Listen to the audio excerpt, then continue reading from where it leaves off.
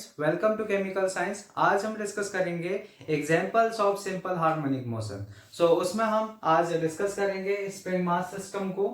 तो spring mass system क्या होता है स्टूडेंट? स्प्रिंग मास सिस्टम होता है हमारे पास एक मासलेस स्प्रिंग लेते हैं हम, ठीक है, और उसके एक एंड से हम एक मास को कनेक्ट करते हैं और दूसरे एंड को एक रिजिड सपोर्ट से कनेक्ट करते हैं। ये जो सिस्टम बनेगा, उसी सिस्टम को हम कहते हैं स्टूडेंट स्प्रिंग मास सिस्टम, ठीक है। अब देखिए इस स्प्रिंग मास सिस्टम में होता क्या है, जब हम एक फोर्स अप्लाई करते हैं तो उससे उस जो जिस मास पर हमने फोर्स अप्लाई किया वो इधर कंप्रेस होता है और इलोंगेट होता है, ठीक है। तो उसकी वजह से क्या होता है कि जब हम उसको रिलीज करते हैं उसके कंप्रेशन स्टेट से और इलोंगेटेड स्टेट से, तो वो क्या करता है, अपनी मेन पोजीशन की ओर मूव ऑन करता है, ठीक है। तो उस के दौरान वो क्या करता है, एक मोशन को परफॉर्म करता है। उसी मोशन को हम कहते हैं सिंपल हार्मोनिक मोशन, ठीक है। तो स्टूडेंट यहाँ पर जो हमारे पास स्प्रिंग मास सिस्टम रहते हैं, वो बेसिकली दो टाइप्स के स्प्रिंग मास सिस्टम को हम डिस्कस करते हैं। फर्स्ट टाइप का जो स्प्रिंग मास सिस्टम का सिस्टम रहता है वो हॉरिजॉन्टल प्लेन में रहता है, और सेकेंड टाइप का जो रहता है स्टूडेंट वो एक वर्टिकल प्लेन में रहता है। तो सबसे पहले हम ये समझ लेते हैं डेफिनेशन जो हमने यहाँ पर लिखी है। The system consisting of massless spring, it's one end connected to mass and other one is rigid support के साथ कनेक्ट रहता है। और if we apply a force on a mass to compress or stretch the spring and then released, then the motion of a mass is simple harmonic, ठीक है। जो ये motion को परफॉर्म करेगा वो एक सिंपल हार्मोनिक मोशन होगा। Basically हम यहाँ पर दो टाइप के स्प्रिंग मास सिस्टम डिस्कस करेंगे, इन अ हॉरिजॉन्टल प्लेन,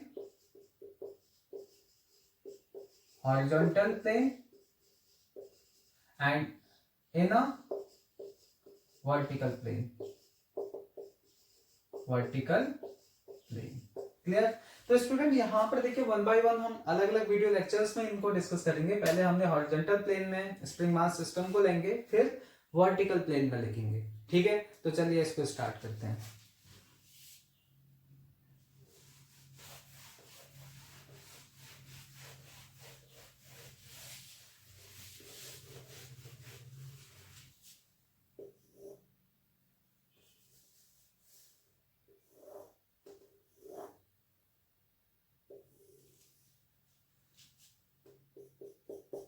हम एक स्प्रिंग मास सिस्टम लेंगे। हमने एक स्प्रिंग मास सिस्टम लिया स्टूडेंट, ठीक है, और इसको एक मास के साथ कनेक्ट किया। और ये जो हम स्प्रिंग लेंगे स्टूडेंट, ये एक मासलेस स्प्रिंग होगा हमारे पास, जिसका स्प्रिंग कांस्टेंट हमारे पास k है, और इस मासिव ऑब्जेक्ट का जो मास होगा उसको हम m कंसिडर करेंगे। लेट सपोज दैट हमने क्या किया, किसी इंस्टेंट पर इस पर एक फोर्स अप्लाई किया जिससे कि ये अपने मेन पोजीशन से क्या हो गया, डिस्प्लेस हो गया। It is it's main position, इसको ओ कंसिडर कर लेते हैं, और this is it's main position, ठीक है। और अगर हम इस ब्लॉक को, इस मास को इसके मेन पोजीशन से डिस्प्लेस करेंगे, ये क्या होगा स्टूडेंट, इधर कंप्रेस हो सकता है इधर, और इलोंगेट हो सकता है। तो इसको हम इस तरीका से लिखेंगे। लेट सपोज दैट इसको हमने इलोंगेट किया, ये क्या होगा, इलोंगेट हो जाएगा फ्रॉम देयर मेन पोजीशन, कितना डिस्टेंस पर, x इलोंगेट हो गया, ठीक है। इस केस में हमारे पास spring constant remain same.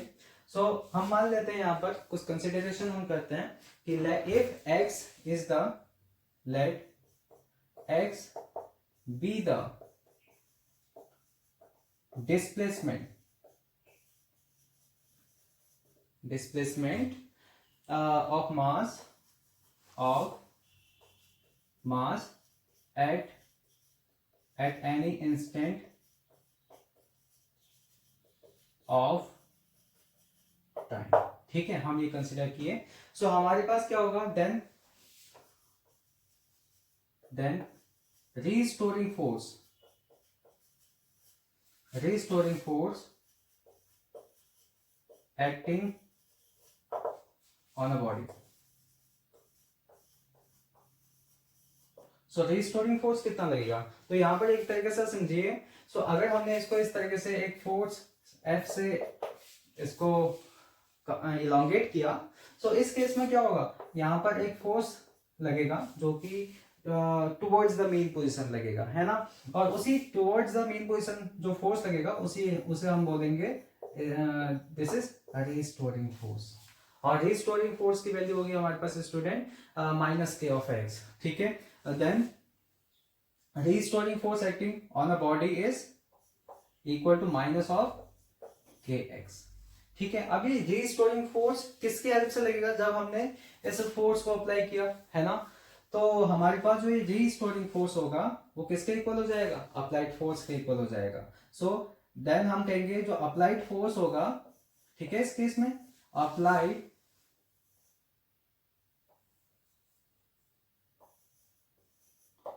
Force is equal to restoring force,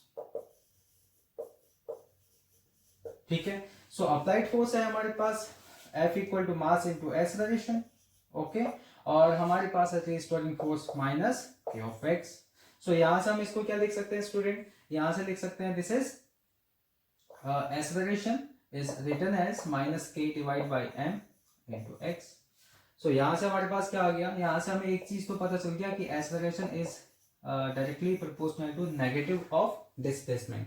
तो इससे प्रूफ हुआ कि हमारे पास जो ये स्प्रिंग मास सिस्टम के लिए जो हमने इक्वेशन लिखा, यानी अगर हम कहें हमें प्रूफ करना है, प्रूफ दैट कि ये जो स्प्रिंग मास सिस्टम एक सिंपल हार्मोनिक मोशन को एग्जीक्यूट करेगा, तो हमें यहाँ पर आकर इसको फिनिश करना होगा। तो यहाँ तक हमारे पास उसका आंसर हमें मिल जाएगा। फिर इसके बाद फर्दर अगर हमसे पूछा जाए, सो सिंपल हार्मोनिक मोशन की इक्वेशन को राइट के लिए हमें लिखना है, तो उसके लिए हम क्या लिखेंगे, फिर फर्दर इसको प्रोसीड कराएंगे।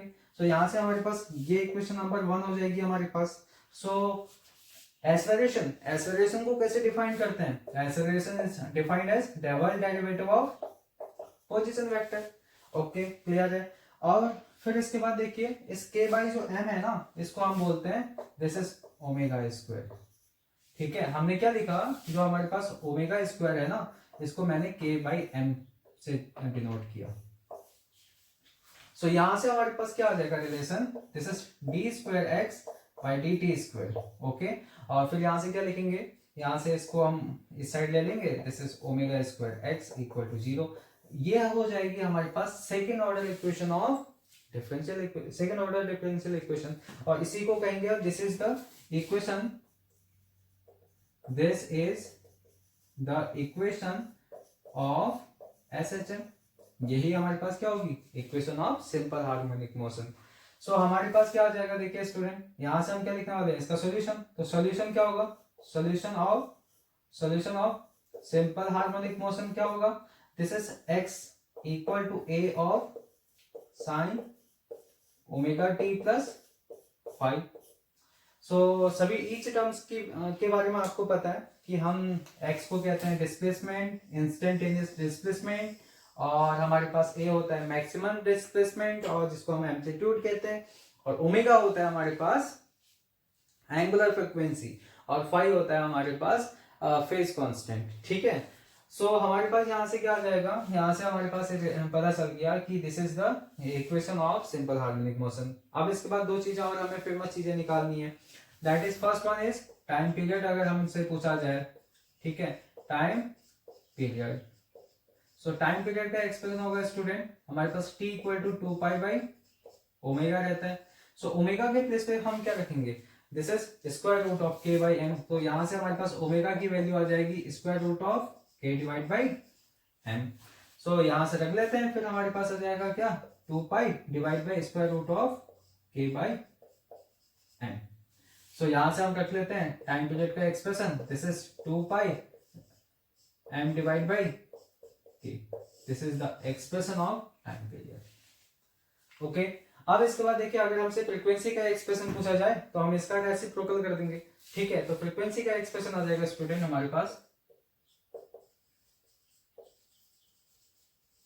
Frequency f equal to 1 by t. So यहां से आ जाएगा 1 divide by 2 pi square root of k divide by m। ये हमारे पास फ्रीक्वेंसी का एक्सप्रेशन रहने वाला है, क्लियर है इतना। तो स्टूडेंट ये था हमारे पास हॉरिजॉन्टल प्लेन में एक स्प्रिंग मास सिस्टम। तो अगले वीडियो लेक्चर में हम डिस्कस करेंगे वर्टिकल प्लेन में अगर हमारे पास एक स्प्रिंग मास सिस्टम होगा तो क्या वो सिंपल हार्मोनिक मोशन को परफॉर्म करेगा? अगर परफॉर्म करेगा तो उसका जो टाइम पीरियड है वो किस पे डिपेंड करेगा, है ना, और उसकी फ्रिक्वेंसी किस किस पे डिपेंड करेगी। ठीक है, और अगर हमारे पास परफॉर्म करेगा तो उसके लिए जो सिंपल हार्मोनिक मोशन की इक्वेशन होगी वो किस तरीके से लिखी जाएगी। ठीक है, तो मिलते हैं आपसे अगले वीडियो लेक्चर में।